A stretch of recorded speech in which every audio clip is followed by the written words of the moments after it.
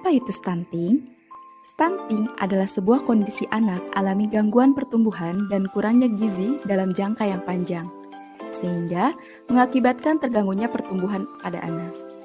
Stunting juga menjadi salah satu penyebab tinggi badan anak terhambat, sehingga anak lebih pendek dibandingkan anak-anak lain seusianya. Hal ini disebabkan karena adanya kekurangan gizi yang terjadi pada 1000 hari pertama pada masa pertumbuhannya. Di Indonesia, hampir seperempat bayi mengidap stunting.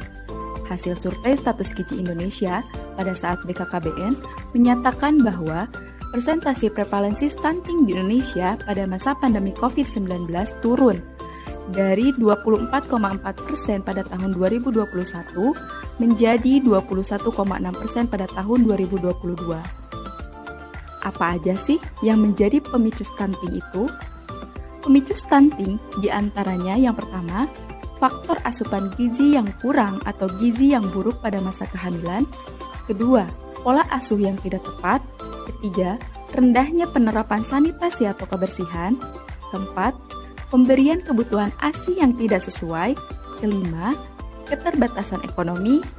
Dan yang keenam, kurangnya pengetahuan tentang makanan bergizi. Lalu, apa aja sih yang menjadi ciri dari stunting itu? Dari segi fisik, terdapat dua ciri, yaitu tinggi badan anak lebih pendek dari anak seusianya dan lambatnya pertumbuhan gigi. Sedangkan dari segi psikis, terdapat 3 ciri. Yang pertama, anak menjadi lebih pendiam. Kedua, kemampuan berpikirnya juga melambat. Dan yang ketiga, wajah anak tampak lebih muda dari usianya.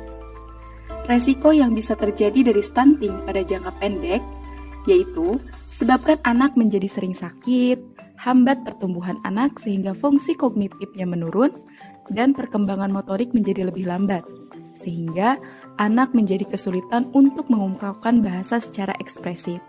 Di mana pencegahan stunting itu harus dimulai sejak remaja, dengan cara yang pertama, menerapkan pola hidup bersih dan sehat atau PHBS. Kedua, makan makanan bergizi dan seimbang. Ketiga, selektif dalam memilih aneka jajanan.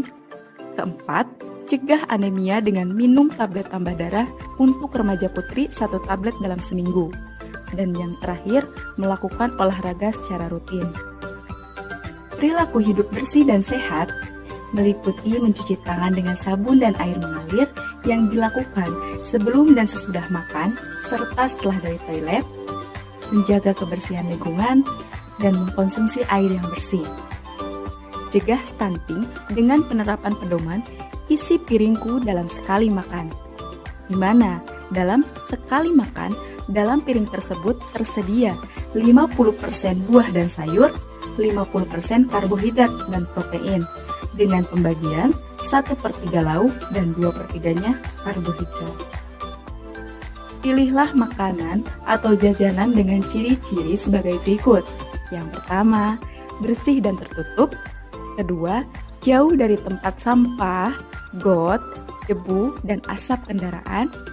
Ketiga, tidak bekas dipegang-pegang oleh orang lain. Keempat, tidak terlalu manis dan berwarna mencolok. Kelima, masih tampak segar. Keenam, tidak digoreng dengan minyak goreng yang sudah keruh.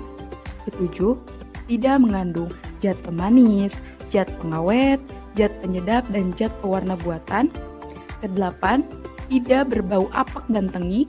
Kesembilan, tidak dibungkus dengan kertas bekas atau koran. Kesepuluh, dikemas dengan plastik bersih dan aman. Dan yang terakhir, pilihlah makanan dengan kemasan yang masih bagus dan lihatlah tanggal kadaluarsanya jika ada. Orang tua yang memiliki pengetahuan dan pemahaman tentang gizi yang baik akan memperhatikan pemenuhan gizi dan asupan nutrisi anak-anaknya. Pemenuhan gizi yang kurang baik menjadi salah satu pemicu utama pada angka kejadian stunting. Demi tercipta masa depan bangsa yang cerdas dan sehat, diperlukan anak yang sehat.